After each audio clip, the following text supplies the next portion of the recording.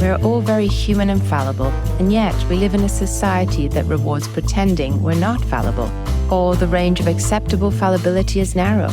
We are constantly comparing our insides to other people's outsides and feeling inadequate and guilty, even ashamed. Trying to blend in means parts of ourselves must disappear, and we must then live in fear that we will be found out. Here, together, we will create a space where we can laugh, cry, and carry our suffering and hurts lightly. In the service of being deeply human. This is Life's Dirty Little Secrets. Hello, I'm Chris McCurry, and welcome to Life's Dirty Little Secrets. Hello, I'm Emma Waddington, and today we are delighted to welcome Robyn Walser, who probably doesn't need much of an introduction, but just in case, she is a phenomenal clinical psychologist and inspires many. She is known for her training, consulting, therapy practice as an expert in acceptance and commitment therapy. She's co-authored 3 books on ACT, including Learning ACT, which is a fantastic text. Actually, she's co-authored 7 books. Oh my goodness. I need to catch up. I still love the early one, the Learning ACT. It was kind of sitting aside. And the discs back in the days where it was CDs. I don't know if you can still get hold of those, but very, very good. And then there's The Heart of ACT. The Heart of ACT, which is a fabulous book. Oh, another beautiful piece, yes. So she's passionate, inspiring, and incredibly warm, and an important part of our ACT community. And I am delighted that she's here today, very busy woman that she is, and she's graced us with her time. Welcome. Well, thank you for having me and for mentioning The Heart of ACT. It was one of my favorite writings that really did come from my heart, so appreciate that. And I'm glad to be here. Thank you. Wonderful. It's really wonderful to have you. So today we're going to be talking about the topic of narcissism. This is a topic that's been talked about a lot recently, and we felt that it was an important one to bring to our listeners. So perhaps we can kick off with the definition of narcissism. I'll just give a straightforward and simple way to think about those, which is just excessive kind of self-focus, where you're sort of view yourself as the center of the world and that things should be about you and related to you. And so it has a very self-oriented quality that quite connected to you as an individual.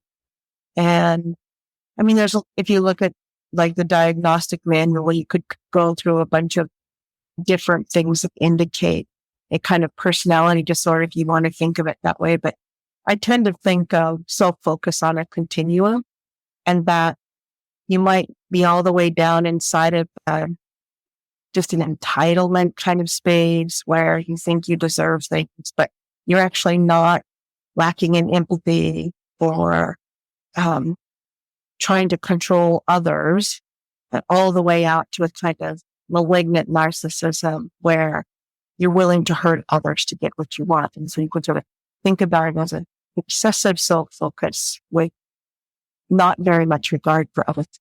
Yes. And recently I've been seeing more and more posts on social media about narcissism, and there seems to be a real interest in diagnosing those around us with narcissistic. And I mean, I like you said, there's a narcissistic personality disorder, and then there is that spectrum. Why do you think people are so interested in this notion of narcissism? It seems to have gathered a lot of interest. What do you think that is? Why are we talking about it so much? There's probably a couple of movements that have been happening that are both political and social, although of course those two things are intertwined, and let me add the social media part too, where there's sort of an awareness of how self-focused people can be on social media, where they're looking at themselves, they're taking photographs of themselves, they're talking about themselves, promoting themselves. And so there's sort of this idea, me promoting me out there in the world. me looking at me comparing myself to other people and their social posts. So you can sort of feel a rise in that, especially among youngsters, where social media has become so powerful in that self-comparison space. And then you've got a political unfolding where we're in a kind of a time where across many countries, there's rise in personal power that's sort of guided by one or two individuals who seek to become autocrats or, control the government, people in some way. And then socially, and I think there's things that have been happening here that are intertwined with all of this, where we've seen some things unfold, I think, worldwide, but have been longstanding problems that are now sort of bumping up again because of some of what's happening around women's issues. And that this kind of idea of women being empowered is threatening to a lot of people, and trying to find ways to take back control of that, pointing to the sort of self-orientation that can be out there around power that's often associated with white males, frankly.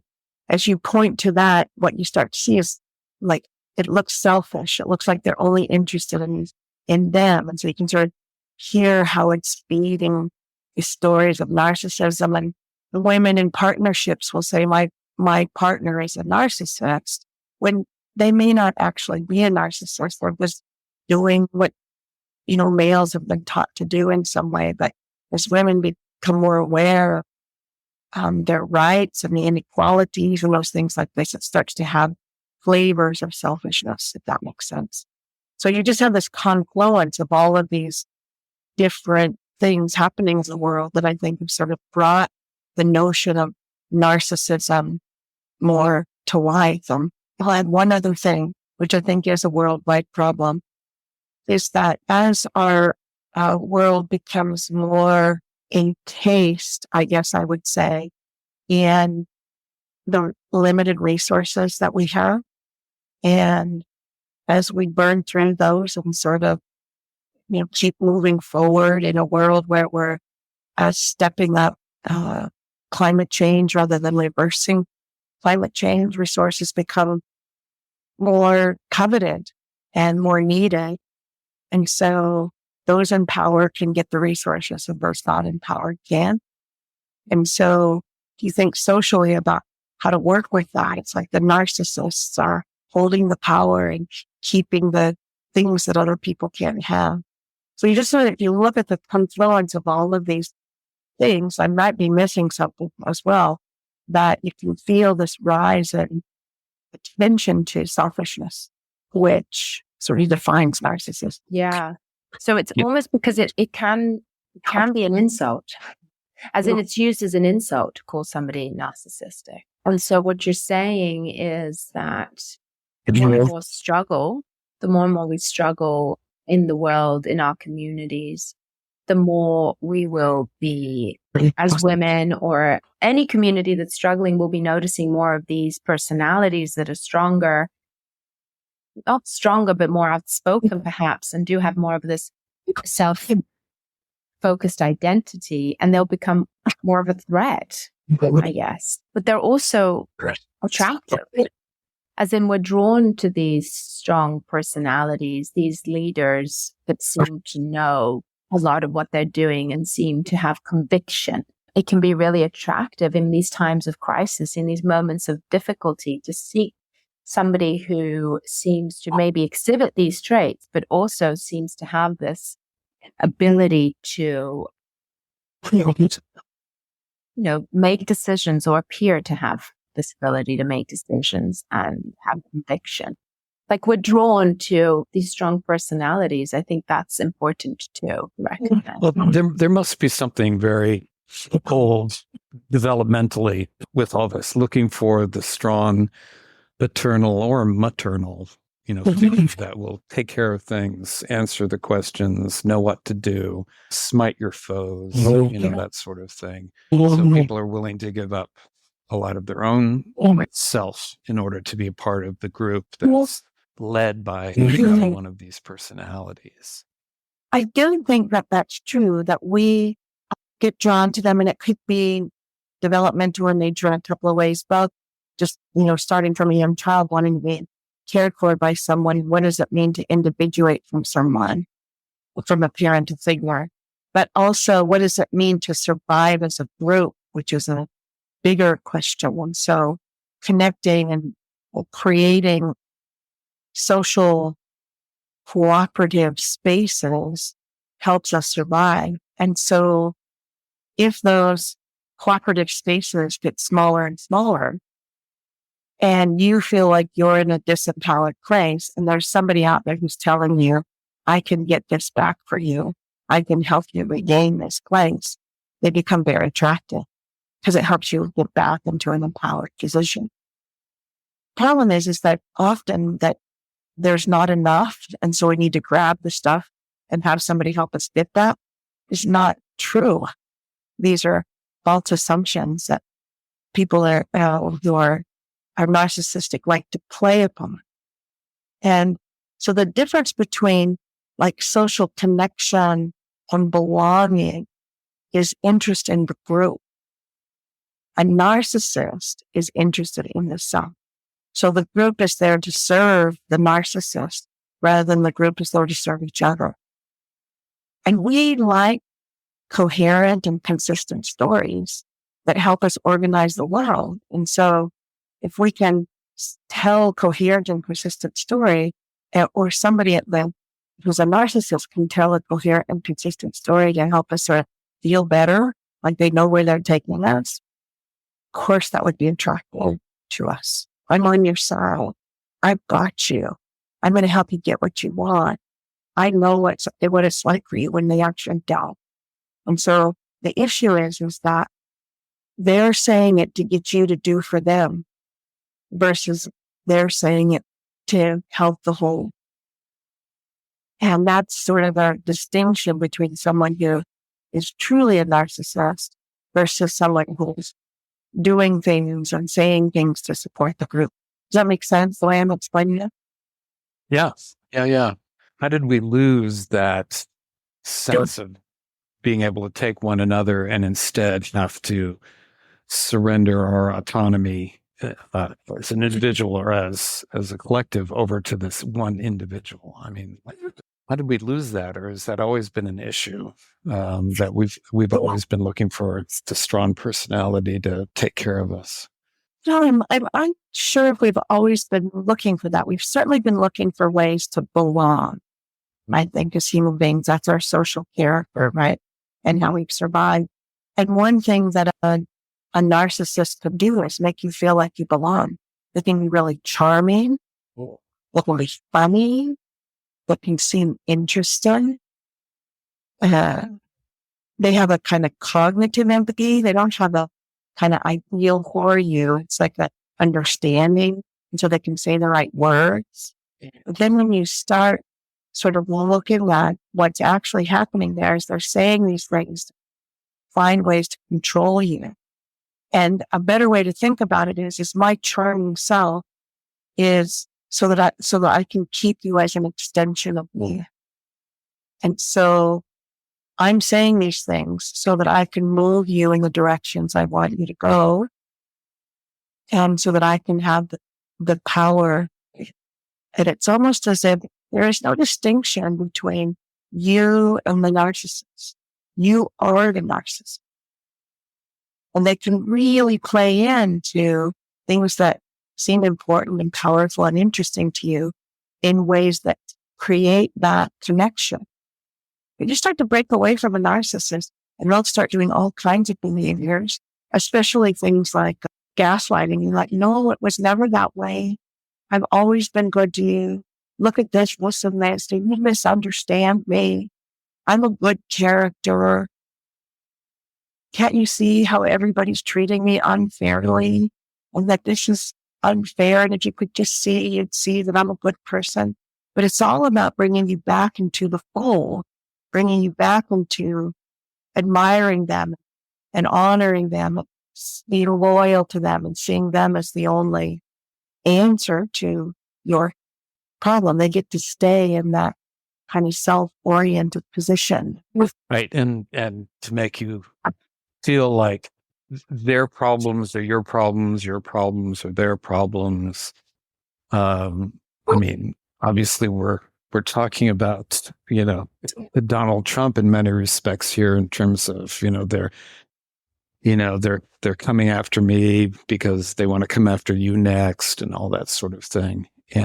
But I guess I'm just, struck by how readily human beings are willing to just, give everything over to these individuals, whether it's, Orban in Hungary or, Mussolini in Italy, 80 years ago, or religious figures, that have come and gone over the years, back in the 1800s, there were, lots of religious figures who assumed, great power. And even now, Jim Jones and other individuals where people are just saying, take my individuality and do with it whatever you want.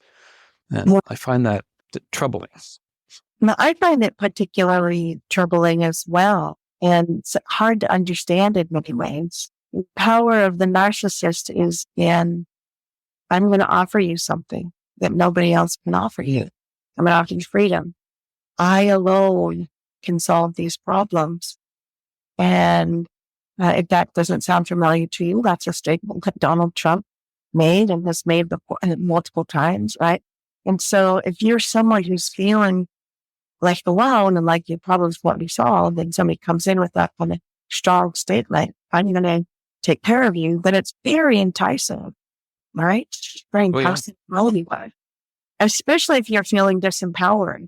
They feel like they're empowering you, like somehow they're going to give you power back, not realizing that if you are disloyal or you upset them or you do something that you're immediately out of favor and you don't come back into the fold really quickly, they're going to get you. They're going to make you pay. And when we think about terms like gaslighting, they will make you feel crazy for not rejoining their experience. Not like, I'm going to make you feel crazy until you come back under my control. And they'll make all kinds of statements about how you don't understand, you don't get it, you're not smart enough, that you only know me, or just anything that's going to make you question your own judgment about them and about their motives. And then, so you cave, like, it must just be me, I just must be fooling you. You're scratching your head as you're thinking about what's happening, and then you're back in the fold, being aware again, and everything's okay until you try to break out again, and the whole thing starts all over. And so if you leave if you as an extension of them gets broken off, it's not acceptable. It is not okay. You are not an independent person from me.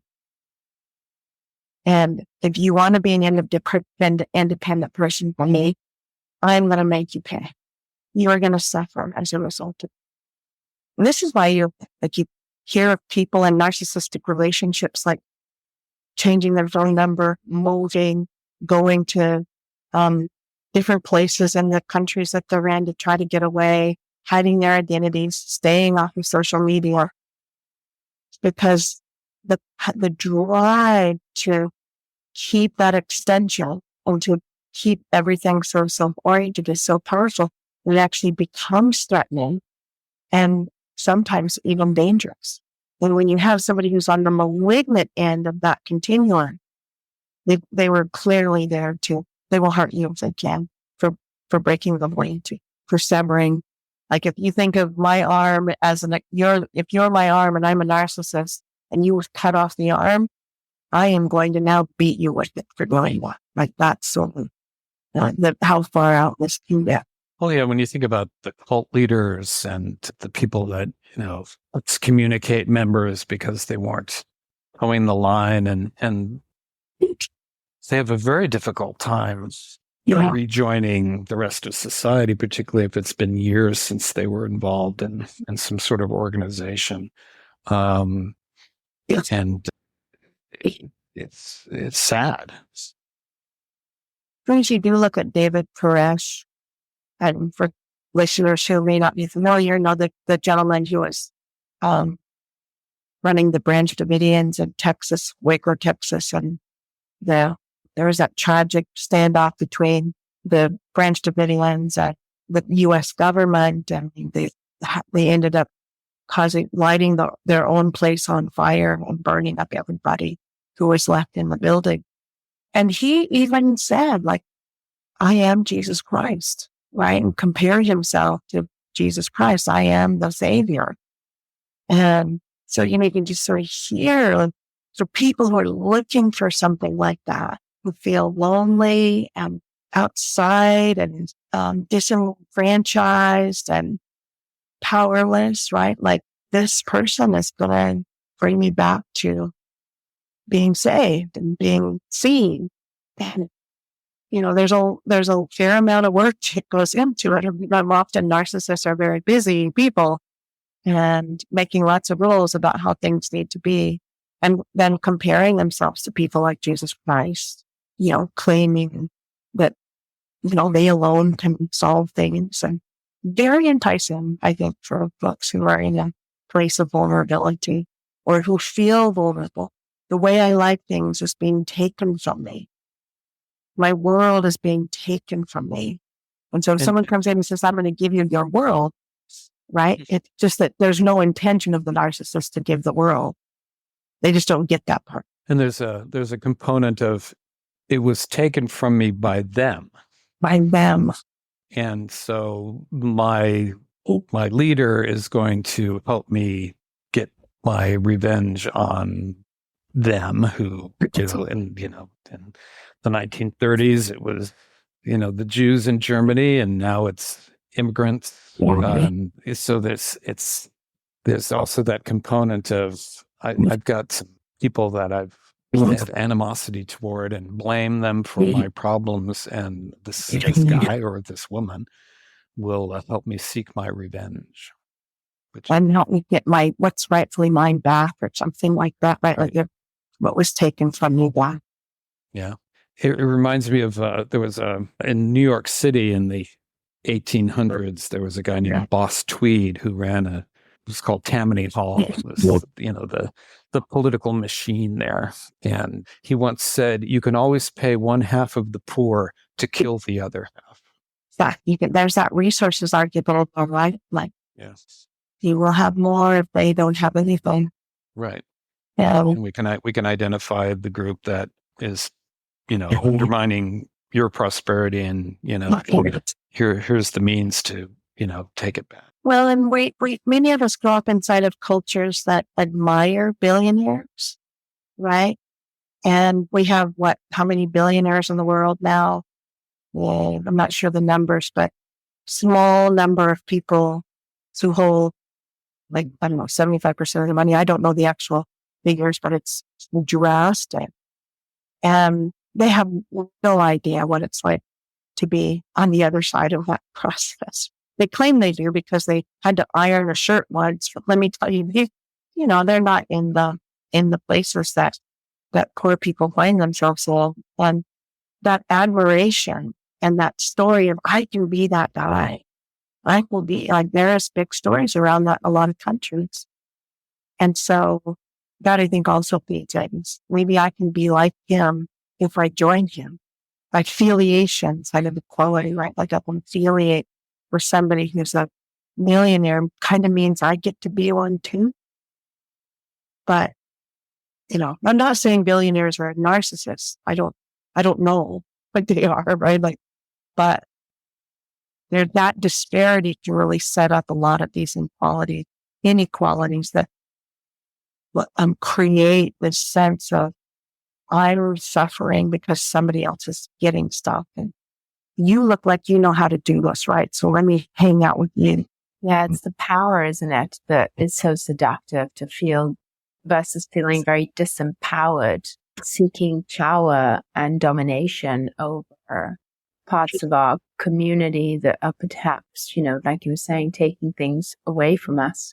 And I think also when it comes to relationships, if we are seeking somebody who is telling us how much they can do for us, how they can save us from all these, difficulties and challenge, how they'll look after us. They know what's best for us. If we, grown up in a place that has felt quite unsafe and difficult, it can be incredibly seductive. So you can hear, these vulnerabilities that make us humans lean towards people that have these narcissistic traits or full-blown narcissistic personalities that do give us a sense of safety, not authentic, real safety, but give us an idea that we're going to be okay if we follow this path, we follow this person, or we get together with this person. Yeah, it's very seductive. Very seductive. Empathic and vulnerable people are wonderful targets for narcissists. Wonderful targets. And that. Why it's so interesting, isn't it? Because as we describe narcissists, and you talked about sort of gaslighting, and it just sounds so horrendous. Like it's so horrible and painful. And yet you're right, it tends to be the real empath. Why is it? Why are they particularly, or why are we particularly vulnerable? Well, that's why I try not to be empathic. It's not going to happen to me. Saving yourself from the narcissism of the world. Exactly right. Well, because we're more forgiving and we're trying to be more understanding, and we're willing to doubt ourselves and question, and not everything is right. And so good neurotics. No, I'm not going to say that. I don't even know what that word means. But yeah, no, I mean, we need to have vulnerability, and that's how we connect, right? Is when it's your vulnerability. It's just that there's some people who are taking advantage of it in really serious ways. And so cooperation is about me, not about us. That can be very dangerous. And most narcissists have such a deep well of insecurity that will never be filled. Never. There's no amount of stuff that you can put in the well that is going to help them feel like I'm okay now. The insecurities are so big and the fears are so big that I have to keep beating everybody up, and there's no end to it. And so then you see just destroyed relationship after destroyed relationship after destroyed relationship, or people living inside of unhappiness and self-doubt and worry and not knowing why they feel this way. Like, what's wrong with me? When actually it's not about them at all. Okay, got out of the narcissistic relationship, we'll discover that we're actually just fine. And that it's the narcissistic relationship that's intended to create that instability, so you'll stall. So along those lines, in the time that we have left, so what do we do as individuals, as collectives, as a society, to solve this problem for us, Robyn? Well, I can tell you kind of a gruesome story, but I don't think this is how it's going to be solved. If you want to hear about this researcher who was working at some either monkeys or chimpanzees, and I want to make it more about aggression and selfishness than about the male monkeys. But he was studying this group, and the male primates would go out and maraud, right? They'd go out, pillage and maraud, and they got into a dump that where some medical supplies had been dumped, and they ate some tuberculosis. It killed all of these aggressive monkeys. Like, in tuberculosis kills primates of that sort faster than what those us.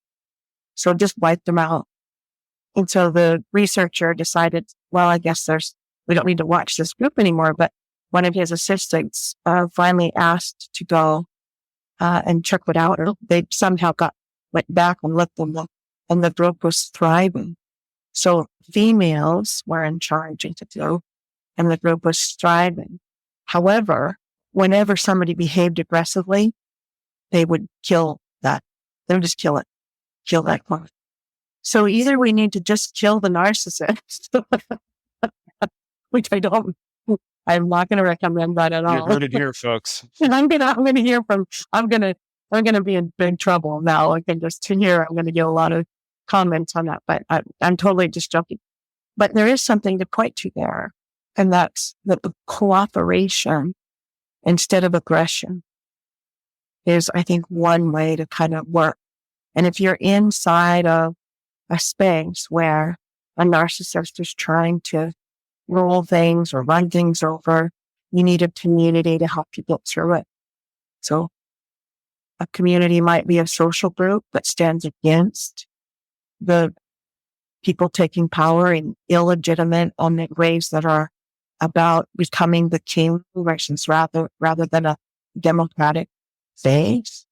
Or you need a family of people to help you get out from underneath a relationship, whether it's friends or others, to support you and help guide you and help you know that you're not crazy, and provide space for you to get to where you can come into your own sense of self again. And then if you have to be in a relationship with a narcissist, let's say your mother or father or something like that is narcissistic, then the work is harder, but you have to keep drawing lines that say, I'm my own person. I have my own opinion. I exist outside of you. I can feel the way I want to feel. I don't have to feel the way you feel. I can do my own thing. I see that you think that way, but I think this way. And so you just have to keep giving the message that you're separate, and then do your own thing apart from them, and recognize their attempts to manipulate and charm you back into their world. It can be hard because they can be charming and clever. And so that's why getting the support to help you kind of stay in that place of separation. I am not you. I am an individual, to be really useful. Very clear communication. We are different human beings. It can be one way. So there's a range of things that you can do, but getting social support and being clear about your own sense of self as an individual from their sense of self is an important way to assess with this kind of issue.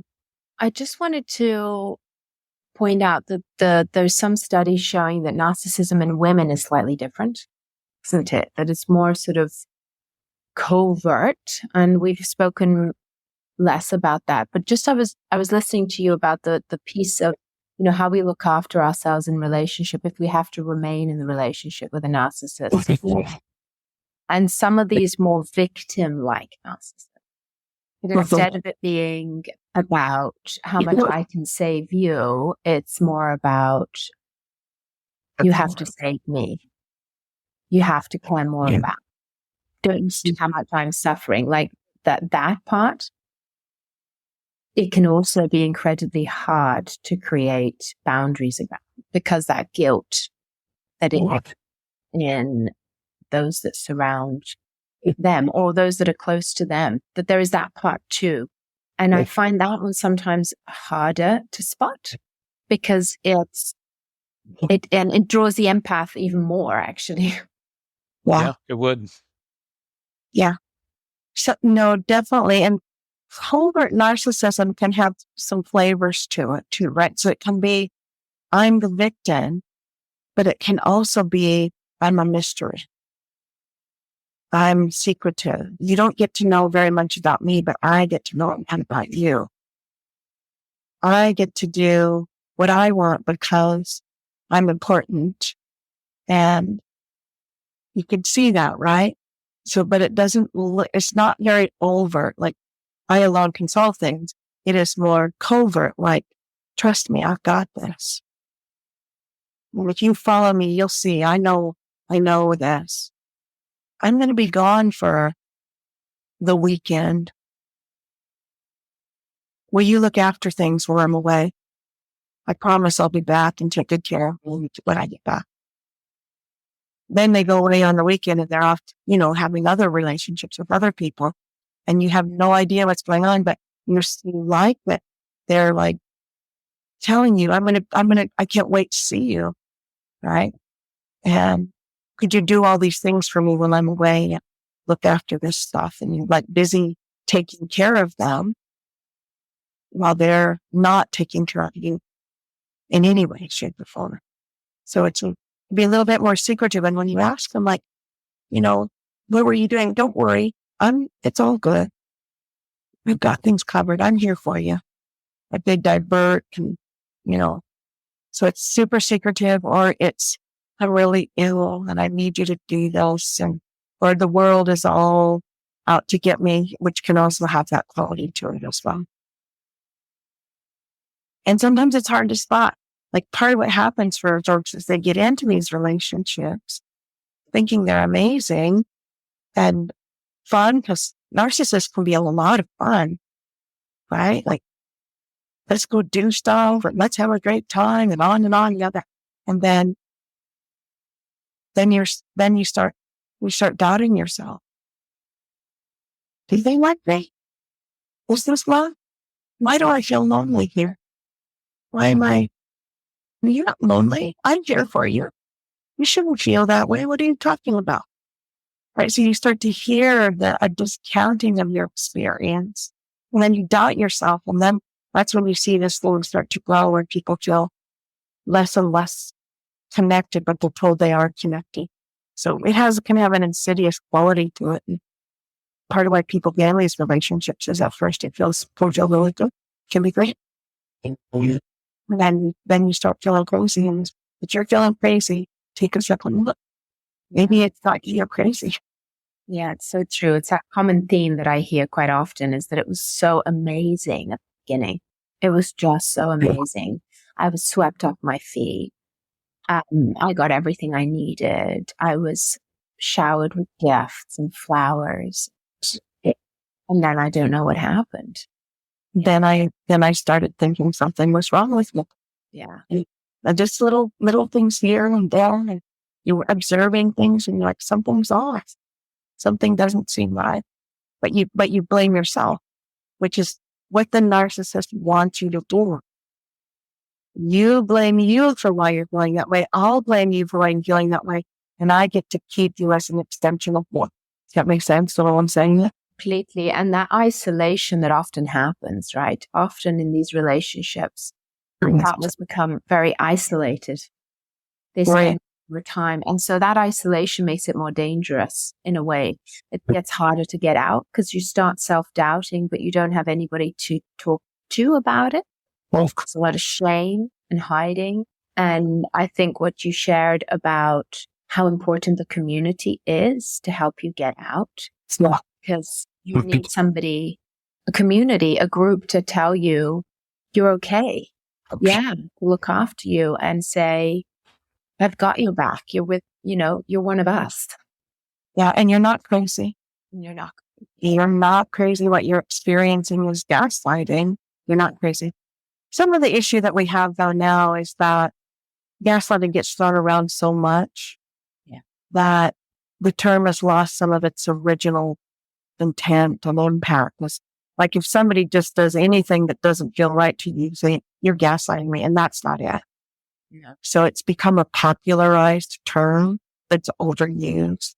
And so, but I feel bad about that because people misuse it. And they misuse the term narcissism to bring us back to where we started, right? Is that this is a real issue and a real problem for people. And it can be very painful to be in a relationship with a narcissist. And so the popularization and the throwing around of the terms is unfortunate because sometimes it can kind of dismiss the real experience of pain and powerlessness and helplessness that people can get into like in relationships with people who have this kind of quality. And I wish I could say that there's something we can do in terms of treating that, right? It is very challenging, and we just don't have the data or the know-how just yet. And that's why I say that there's that well of insecurity that's just unfillable, is that consequences, not reasonableness, really the only thing that might change someone's behavior. And so narcissists will show up in therapy because Why can't I keep relationships? Yeah, certainly. But it's not a self-reflective thing. It's like people don't get me. People don't understand me. People are, it's their problem, not my problem. Yeah. Yeah. And but so they'll get into therapy, but it's about how everybody else is like not doing what they want them to do. Totally. Yeah, Yeah. totally. Yeah. It's very true. So that can be a big path of destruction, and be nice if we could figure out how to like work with selfishness, this kind of obsessive selfishness in such a way that they could take a different perspective than their own and be motivated by the pain that they see or are creating. But so far as I can tell, that is not what happens. They are not motivated by other people's pain. They don't want to change their behavior as a real social and cooperative community would, because if I'm hurting you, I don't want to hurt you. What do I need to do to not do that? They don't have, that's not there. No. It's just like, yeah, so behave better. Do what I want you to do. Yeah. So they're, although they can empathize cognitively, right? Like they can say, yeah, that person's in a lot of pain. So it looks like they're identifying it, but actually, that's not what's happening.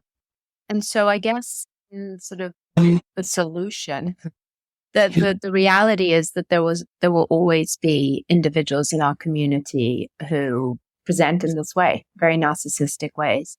And we will always have people who are vulnerable, be it because of our upbringing or the communities that we live in, or the societies that we are part of, or politically what's happening in our countries, that we will always there'll be a vulnerability, but perhaps starting to think about it as a risk that we can encounter people who are narcissistic, and understanding it more can empower those of us who come across people or maybe get into a relationship to recognize the sign and to reach out for help.